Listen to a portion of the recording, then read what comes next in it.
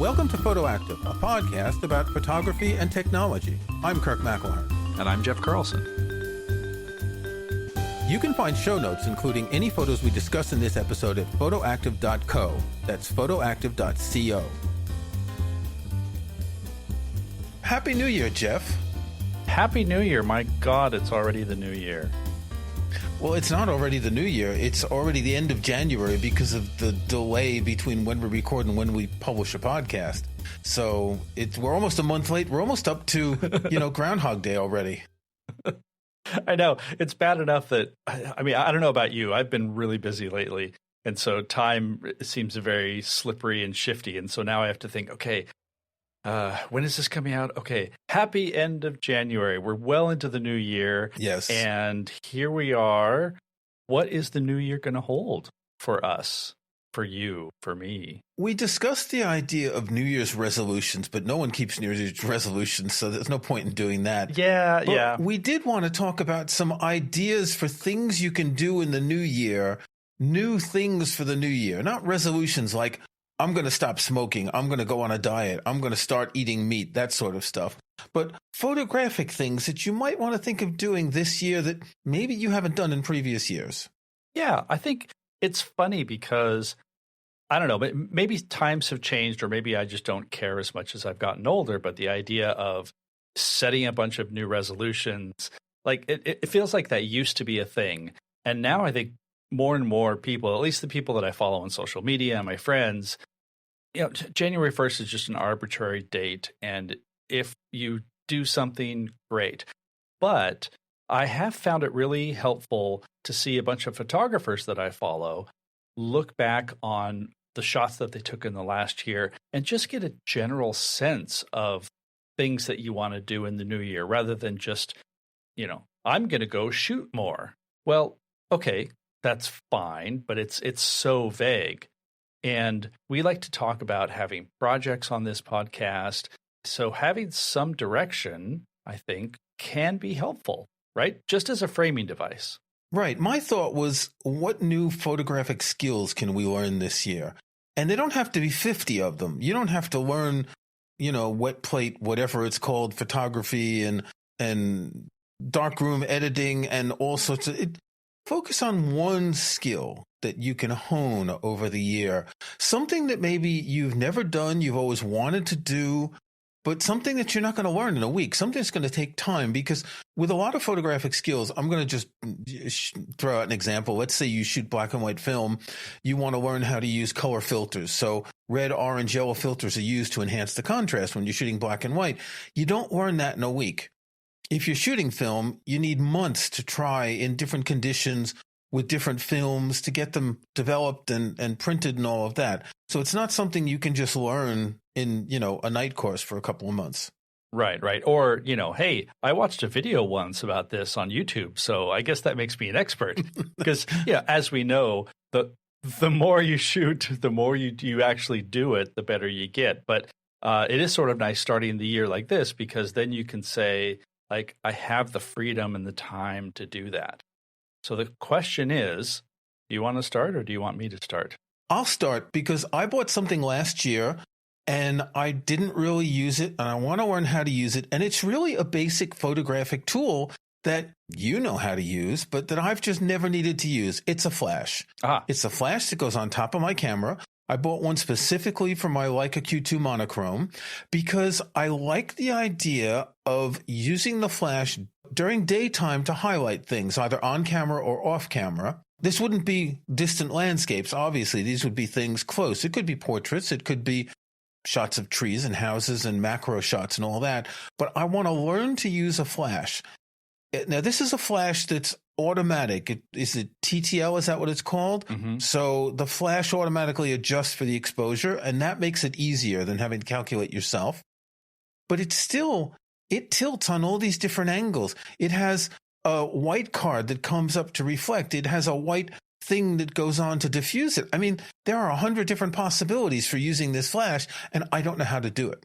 Yes, that is an absolutely great big project. Well, I shouldn't say it that way because then it sounds daunting. I mean, flash photography can be very daunting. And I think the key is the way you're approaching it, which is I've got a flash that I can put on my camera and I'm just going to accentuate the light, because this is definitely one of those things where you can watch a million YouTube videos and you can buy Joe McNally's books. Joe McNally is a master of this. We'll link to our episode with Joe McNally just because I thought it was one of our more fun episodes. But like, he is really, really good at this, and you can go crazy. I mean, you could set up scenes with 5 or 6 different flashes working in tandem. And right, but I just want one. And see, one is actually more difficult than using multiple flashes, right? Because it tilts in all directions. If you're outdoors, you're pretty much shooting forward, and you have the option of the card to reflect and the diffuser and all that. Mm-hmm. But if you have 2 flashes, then you have a lot more options. You can have one that's pointing directly from the side and one that's pointing up on the other side. You get all sorts of, angles like that. I want to try with just one flash and see what the possibilities are. There are some street photographers that used flash a lot, even during the daytime. And what it does is, if you're capturing a person, it kind of makes a vignette around them, right? It lightens the person. And since the exposure is based on the whole frame, it darkens the background. But it's more than that. It can liven up certain scenes. And again, I don't really shoot a lot of portraits, so it's more objects and trees. When you shoot a tree, trees are in shadow, right? And if you try to expose for the branches of the tree, everything behind is generally going to be too bright. So this is the kind of thing I want. How much can I balance the light that I'm getting on a close area with the background? Yeah, well, and that's the key right there, because it's very easy. I think I suffered from this, especially when I first started using a flash, because I was thinking very technically. The flash, actually, the flash that I still use was one that I bought for my Nikon, and it had TTL. And so it was all about, like, what's the exposure and what's the amount, the power of the flash and the zoom level of the flash. Like, there's so much technical stuff that you can get into. And what's key is you have to remember to try to put that stuff aside, especially if you do have something where TTL comes into play, where the camera is going to be doing a lot of the metering and dealing with that for you, because what you're looking at is direction of light. And that's something that we do normally, because you look at a scene and like with your tree, maybe you have light that's, hitting the bottom of the tree because of the overhang of the leaves, but you want a little bit more light on the inside. Well, you're still talking about the direction of sunlight in that case, but now you have the ability to add your own direction, or even use that flash at a really low power setting so that you do get a little bit more of that detail without blowing it out. And without having to rely on increasing the shadows and stuff later in post-production. Right. And so you're talking about direction of light, you're talking about character of light, whether it's really hard and direct, whether it's diffused, and ultimately that gives you more creative choices, and you just have to experiment a lot with it. Yes, there is a lot of experimentation. And as I said, there's the angle, there's the, do you shoot straight? Do you shoot with the reflecting card behind the flash? Do you shoot with the diffuser on top of it? Do you add another diffuser in front of it? Or do you put it on a tripod and then use a reflector someplace to get some of the light in a different angle? There are lots of options once you start working with light. Yeah. And yes, it's really complicated when you multiply and have 2 or 3 or 4 or 5 lights, but it actually might be easier with 4 or 5 because you're setting up everything before you're shot. In other words, everything's static. You're not walking around with a camera using 4 or 5 lights. You're in a studio or you're outdoors, but you're setting everything up. So you know what the light's going to look like. You're doing test shots. Whereas I'll be walking around with my camera doing the same photos that I usually do, but seeing if the flash can enhance them in some ways. Yeah. I think the more lights that you add, the more complexity you're going to run into. But I think one thing that you pointed out was key is that in a situation where you're using a lot more lights and you're positioning them, you are controlling your environment more. Right. And if you just have the one flash, you can absolutely control your environment. I mean, like, for example, for years, we've just come off of the Christmas holiday. I've used a single flash, basically pointed up at the ceiling that I have like sitting on top of my TV cabinet when we unwrap presents. So I can take some pictures while we're unwrapping presents, send to the family. And all it does is it just fires a bright pop of light at the ceiling, and that goes up, and then it illuminates the whole space and makes it easier for the camera to pick up things. More alive. Yeah, more alive. Because Christmas morning in Seattle is pretty dark. It can be really dark, yes. And so that's a good example of having a single flash with a controlled environment, and what you're doing. So, like take that, set that aside. And then the type that you're talking about that sounds like you're most interested in is being able to just wander around and shoot the way you normally shoot, where you're looking for scenes, you're looking for light, and then asking yourself, okay, how can I accentuate this? Maybe I, set this up so that there's just a little bit more light coming from one direction, or these flowers are gorgeous, but just a tiny, tiny percentage of light, more light on them will boost them in some way. Also, we tend to visit old churches in the area, and that too is interesting to get some extra light. A lot of these have trees around them, so they're shaded, and to get some extra light, particularly inside where it's very dark, but also outside when you want to get the details of some of these buildings. Yeah, definitely. And do they let you use the flashes inside? There's never anyone in these churches. These are little tiny village churches. There's never anyone there. Oh, okay. It's not like there's people actually doing things. I was just thinking of, the churches I've been to on vacation, but those are usually larger. Yeah, like Notre Dame in Paris. Yeah, they probably exactly. wouldn't. Well, it wasn't open when you were there, but they'd probably not let you use a flash. Yeah, exactly. So my question to you is, you have that goal. What are your steps toward getting there? I don't mean to sound like super specific, but no. The first step is to put it on the camera and just start shooting. Yes, in the most normal way, the flash pointing forward to see the results, and then trying the variables and learning how the flash works, talking about power and angle and diffusers and all that. But the first step is to just use the raw flash as it is and see what happens. Because if you're setting up a fashion shoot, you can turn your lights on to get everything set, like in a theater. With a flash, you only see it when you've taken the photo. And when the flash flashes, it looks too bright, even though it's not going to be bright in the camera because the camera is stopped down enough so it's not too bright. So you can't see it until you've got the photos. You can set up a fashion shoot with your lights on permanently to get all the angles just right. And it's actually quite easy when you're doing it that way. Whereas with a single flash moving around, you don't have that option. Yeah. So expect a lot of experimentation. At least from my experience, expect to shoot some shots and be like, well, why does it look like this? Because according to my camera, everything should be fine, and yet something is blown out. Right.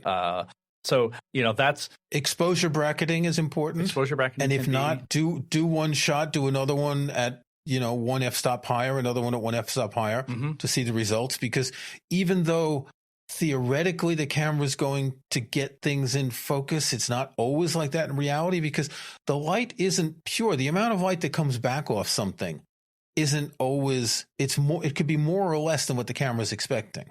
Yeah.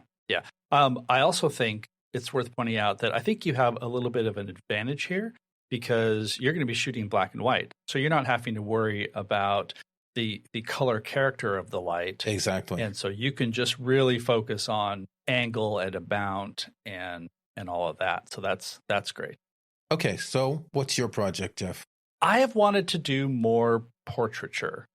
And that's something that I've done a fair amount of, and I say fair meaning, more than once or twice.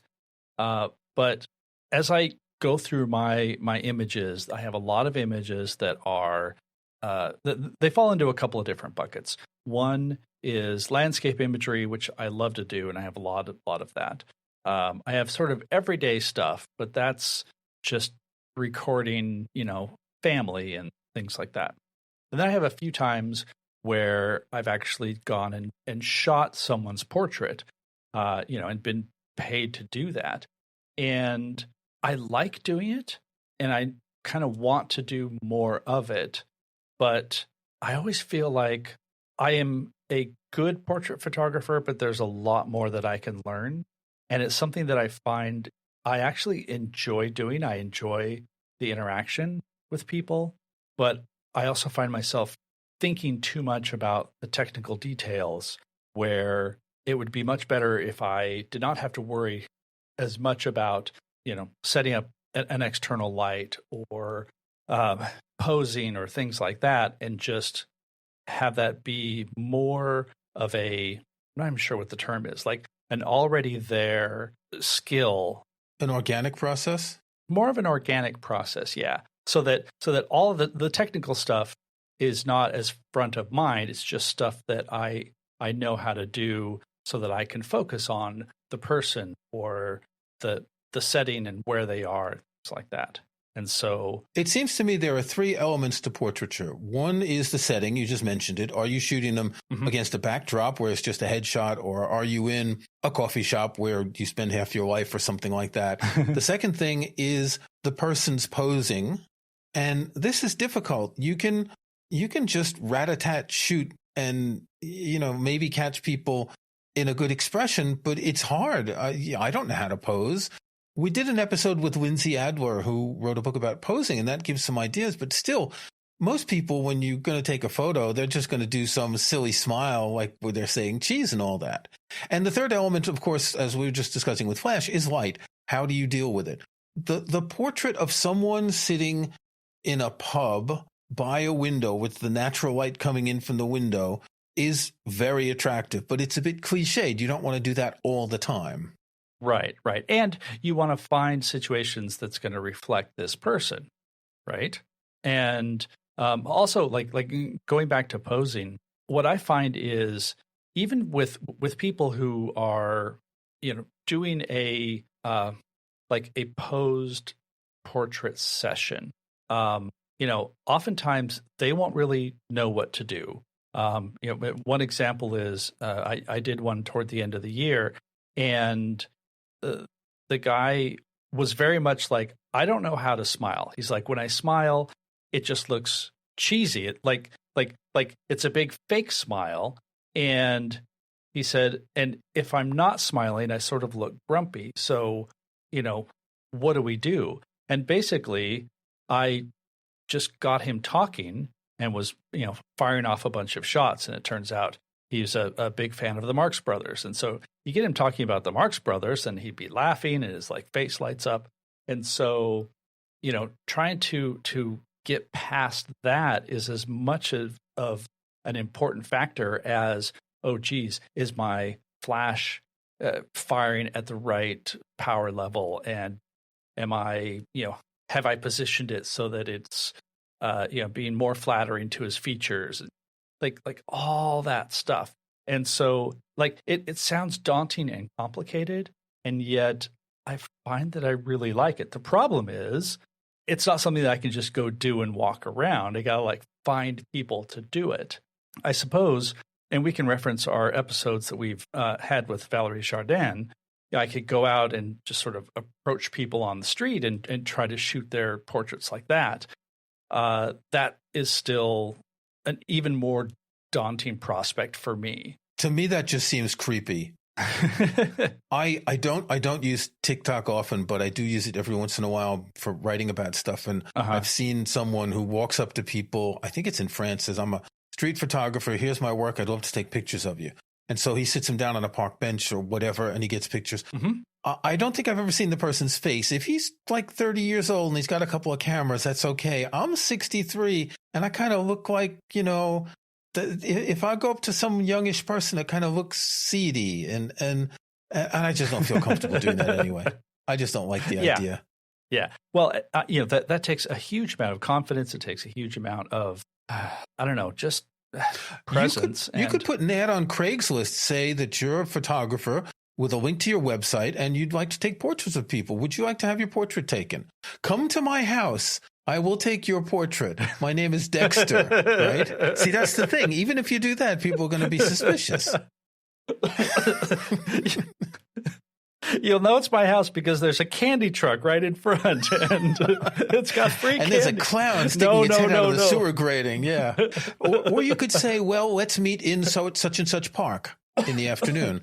Because I can understand that people would be really, really creeped out about the idea. I mean, if it's friends of yours or friends of friends, that's one thing, right? If they know you. But still, I mean, I'm looking at you here, and I can just imagine you in a trench coat on a rainy day. Oh, this is bad. This is bad. Have you watched that series Slow Horses on Apple TV Plus? Yes.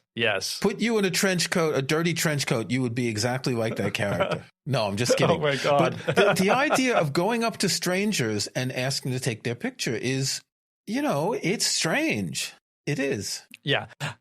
I think, some people are super good at that. And, that's great. That's just personally not my comfort level. Hopefully, I will get to a point where I'm more comfortable doing that. But in the meantime, I think it's going to be friends and family. There's also the possibility, and this is also like a bit of another jump, but hiring a model for a day. There are lots of resources for bringing in a model. Doing it at some neutral place, not necessarily like come to my studio. Yes, in your basement where you are in right my now, basement. recording. Yeah, exactly. It's soundproof. Exactly.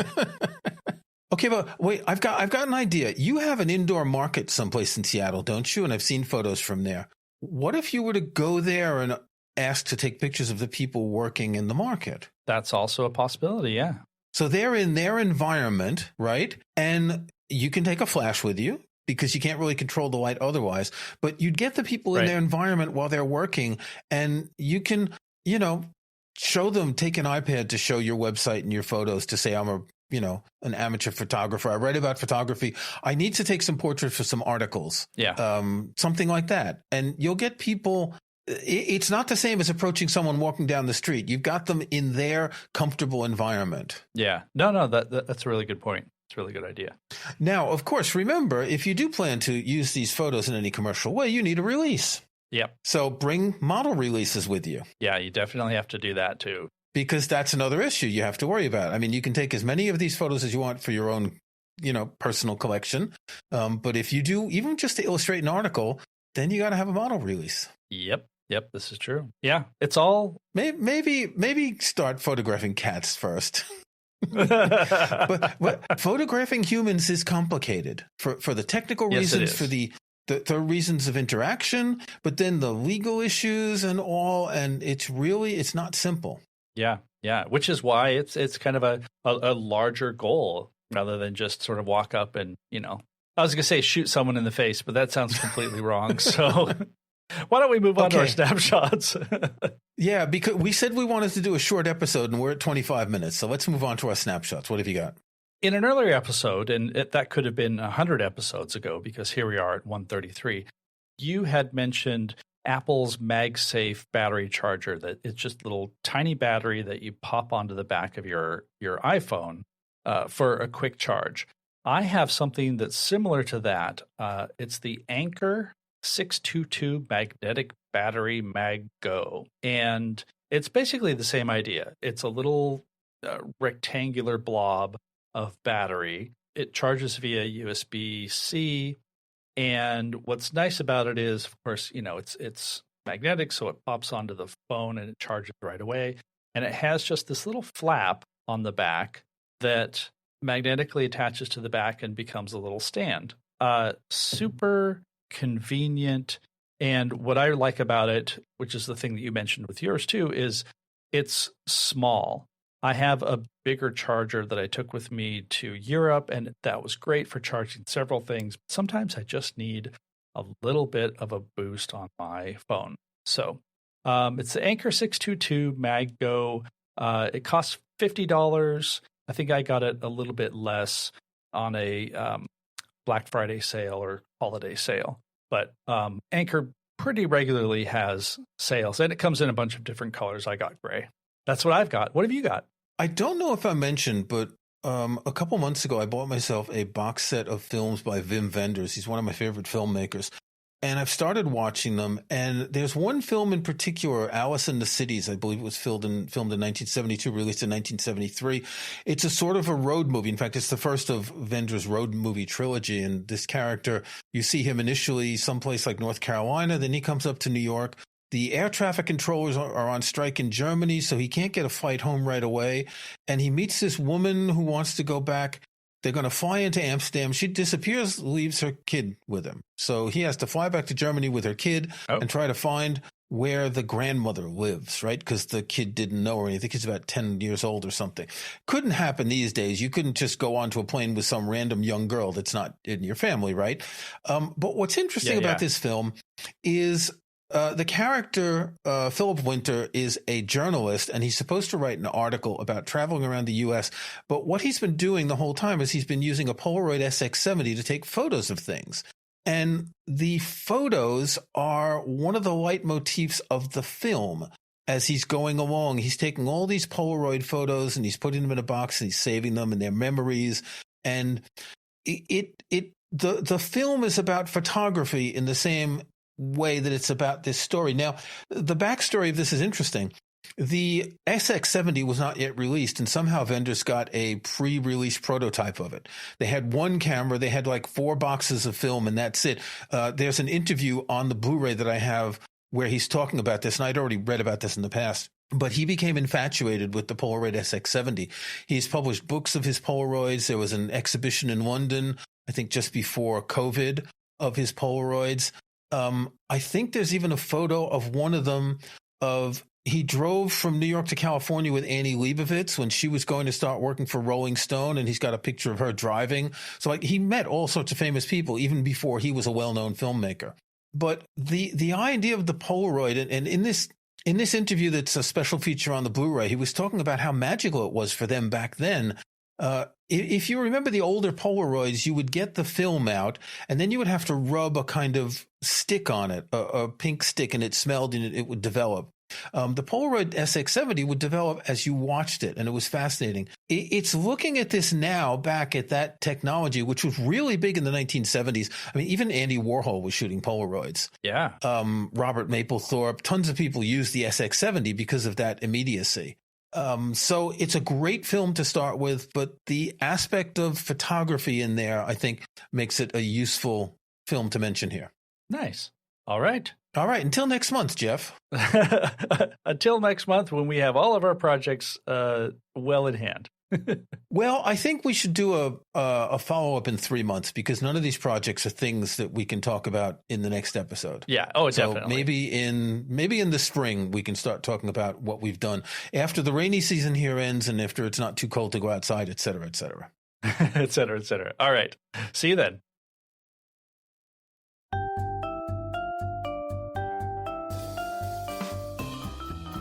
Thanks for listening to Photoactive. You can find show notes, including any photos we discuss in this episode, at photoactive.co. That's photoactive.co. We couldn't afford the M. You can join our Facebook group at facebook.com/groups/photoactivecast.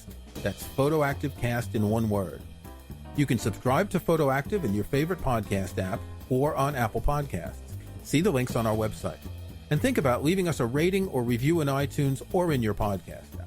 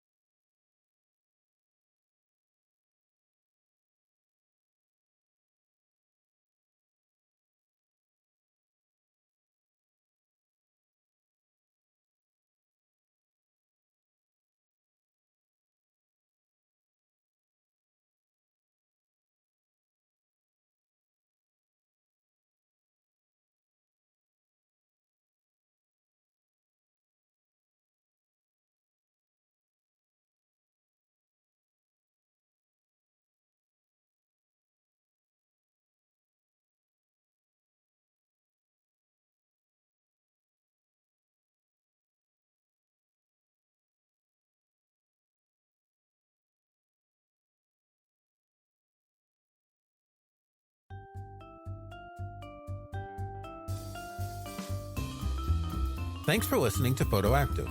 You can find show notes, including any photos we discuss in this episode, at photoactive.co. That's photoactive.co. We couldn't afford the M. You can join our Facebook group at facebook.com/groups/photoactivecast. That's photoactivecast in one word. You can subscribe to Photoactive in your favorite podcast app or on Apple Podcasts. See the links on our website. And think about leaving us a rating or review in iTunes or in your podcast app.